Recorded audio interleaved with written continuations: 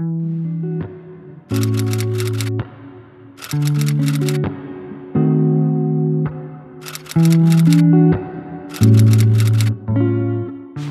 到濟州 trip 嘅 day 4啦，咁今日咧我哋就會行另外一條路線啦，就係雨梨木啦。咁咧呢條咧就係比較短啲嘅路線嚟嘅，同埋就比較輕鬆啲啦，唔使上太高。咁我哋咧都算係早到，我哋而家係差唔多7點就到咗啦，所以其實呢度都冇乜人嚟到住。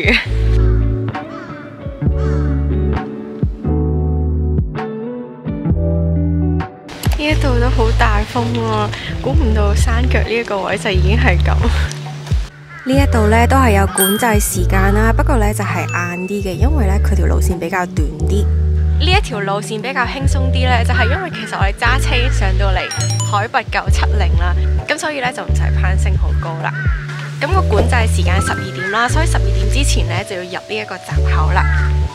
我諗呢佢呢一度都係俾人用嚟計人數啦，即係確保上咗山嘅人都係有落返山。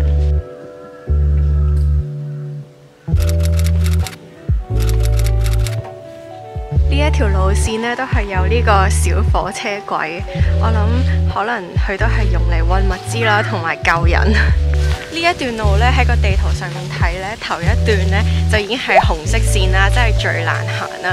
原本呢，我哋都有啲擔心㗎，即係好似未 warm up好就要上去，不過係都幾平咯，同埋佢就鋪咗一個麻嘅氈咁樣啦，咁所以又唔跣，同埋踩落去又腍腍地咁樣，都行得幾舒服。好快咧就嚟到呢一條喺網上面好多人都喺度影相嘅橋，佢真係好靚咯，同埋呢一度嘅紅葉呢，算係密集啲啊，喺個谷嗰度。雨梨木係一條相對短同埋容易嘅路線，全長4.7公里，大概4至5個鐘就可以完成，係一條初級嘅路線。雖然佢就上唔到白鹿潭，不過呢就好適合上風啊。過完條橋之後呢，就進入紅色路段啦，跟住就開始好多梯級啦。頭先我偷聽到個大叔啦，佢就話呢，原來地下嗰啲紅葉呢，其實係未轉紅就已經跌晒落嚟啦。咁我諗呢個都係其中一個原因，點解我哋今次好似睇到唔算係好豐盛嘅紅葉，即係好多都係禿嘅樹咁樣。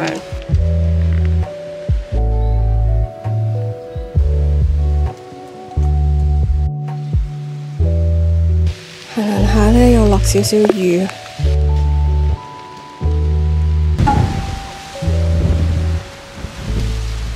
頭先因為一直落雨啦，跟住一直上嗰啲石級，所以咧都冇乜拍到，同埋冇乜心情影相。跟住而家咧，終於上到嚟一個木嘅棧道啦，咁就個雨都細咗啦，同埋容易行翻啲。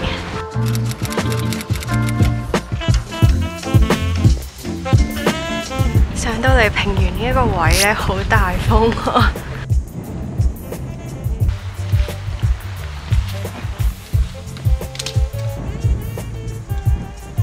上到嚟呢度真係越嚟越凍咯，個耳仔呢，我覺得吹到有少少太凍，所以就包住晒自己。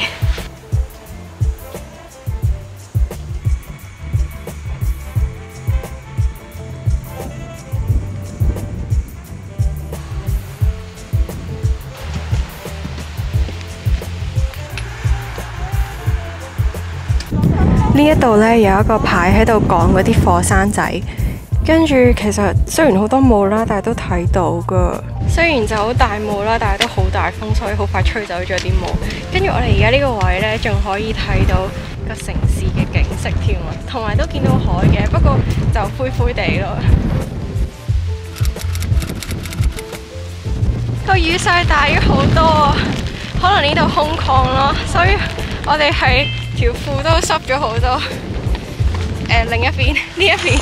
因為係啲風吹過嚟嗰邊，啲雨停咗啲，但係呢都係好大風啊！而家我哋諗住可能應該係少過半個鐘之內就可以去到個 shelter， 咁就有個室內嘅地方避下。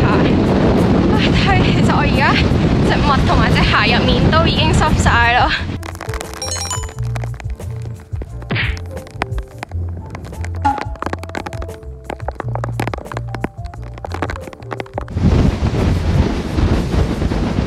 憑住我哋嘅求生意志，到咗個 shelter 啦！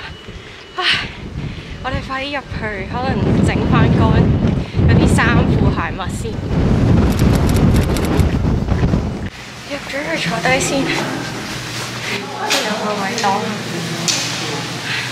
呢一度咧有個暖氣喺度，可以摸下啲暖風先。我隻手指都凍僵咗。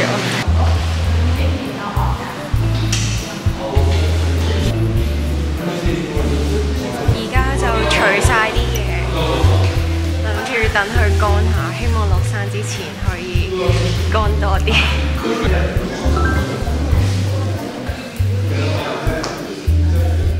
過咗威勢岳里蘭所之後，可以繼續行到南壁瞓落點，喺嗰度就可以近距離咁欣賞到火山嘅外形。不過如果遇上大霧嘅話，就咩都會睇唔到，所以我哋最終都係冇行過去。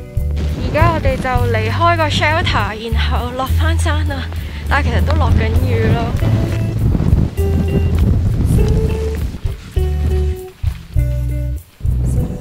呢度啲霧呢，其實都好靚咯，但我諗呢，如果天氣好，一定更加靚。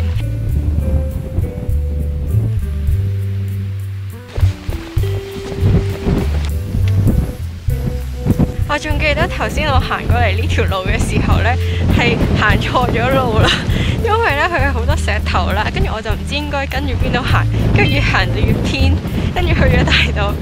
而家冇雨呢，同埋逆風啊吹，咁所以呢，起碼唔會啲雨又打落塊面，啲風又打落嚟，咁樣就睇唔到前面啲路。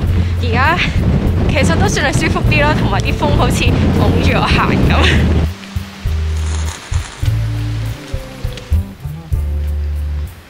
我哋行得勁快咯，跟住而家已經落返嚟樹林嗰度，跟住我望上去呢，見到而家係有藍天啊！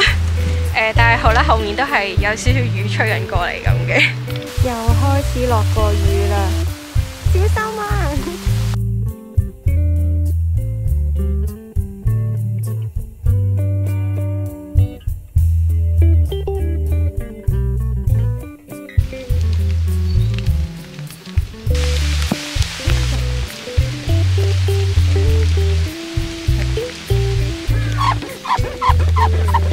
我哋到返個入口啦！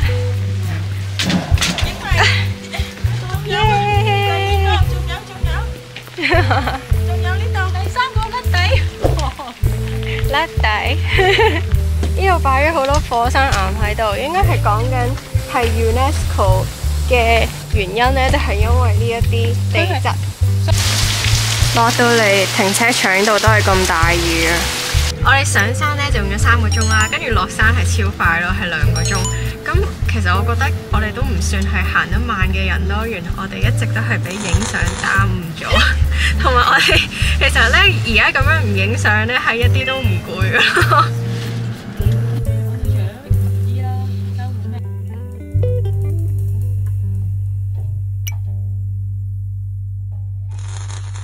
而家返到嚟沖完涼啦，跟住呢，我就開始要抹返乾頭先嗰啲嘢，因為呢係全部都濕晒噶咯。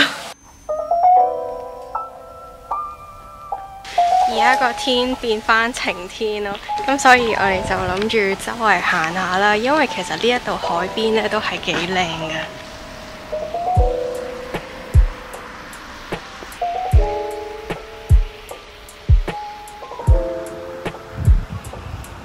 好得意咯！喺個艇嗰度呢，有張梳化凳喺度，呢度就可以望到個海。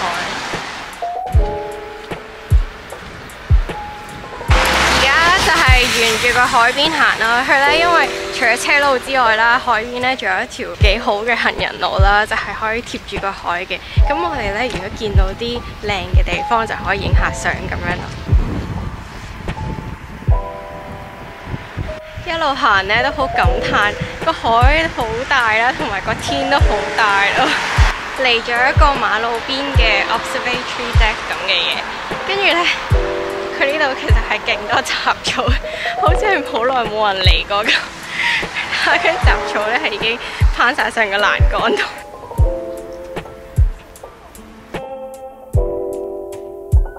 好擔心啊！而家後面有咁黑雲喺度嚟緊。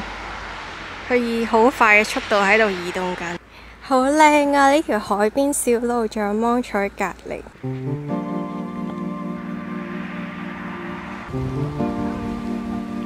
我哋都誤打誤撞咧嚟咗一個有好多石碑嘅地方咯。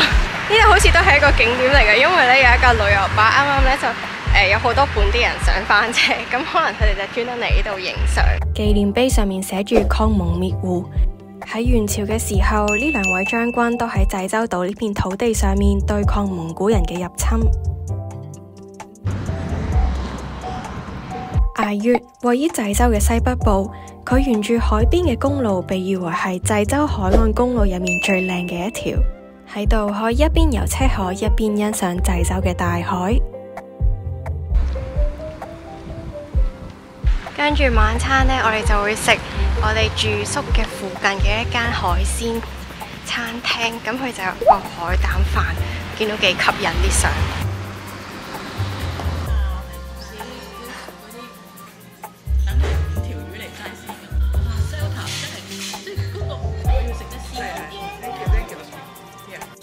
我哋返到嚟啦，咁我就想呢總結一下我哋行嘅嗰個山。其實佢係一個難度唔高嘅一條路線嚟嘅，但係呢，我諗個天氣呢就令到佢嘅難度大量提升咗啊！咁都係因為行咗呢一個山啦，我哋先明白到啲裝備咧都係幾重要。即係譬如咧，我嗰頂帽啦，即係 Gore-Tex 嗰頂帽咧，其實入面係有個內層，咁咧佢就可以貼實我塊面啦，等啲風咧唔好吹到入去。同埋我就冇遇過係會落咁大雨啦，就冇帶到 rain cover，咁所以都係靠我隊友啦，佢就借咗一個超大嘅膠袋俾我入住晒我袋入面啲嘢。再塞翻入個袋，咁就唔會整濕。但係咧，我個袋咧就濕晒，而家就晾咗喺後面。咁就希望咧，聽日走嘅時候咧，佢係乾得切啦。最搞笑嘅係咧，其實我係真係預想唔到今日係咁嘅情況，因為咧我哋2日之前咧行觀音寺嗰個路線咧係熱到咧，我係着住件短袖衫都不斷咁流汗嘅。咁所以咧，我哋今次咧係冇帶到熱水壺啦，然後咧我仲係帶咗一支咧雪到冰硬咗嘅水啦，跟住去到咧係完全開都冇開過就拎翻落山啦。我都估唔到呢個天氣喺咁短時間內咧可以變得咁犀利，同埋其實今日咧都係夾雜咗又晴天啦，又落雨，所以我哋喺度行嘅時候咧，即係又會見到彩虹啦，跟住又會見到藍天啦，跟住突然間咧又大風大雨啦咁樣。但係其實我哋沿路上咧都係好多人係不畏風雨咁樣啦，即係同我哋一齊行啦。有啲人咧直情係着住波鞋擔住把遮，即係咁大風啦，把遮都就嚟爛啦，但係佢都係繼續向前行咁樣行上山噶咯。咁我就覺得咧，如果大家嚟嘅話咧，可能都要 check 個天氣，因為咧地面嗰個天氣咧同埋山上面嘅天氣咧真係會唔同嘅。咁如果你中意條片嘅話咧，就記住俾 like 同埋 subscribe 我 channel 啦，拜拜。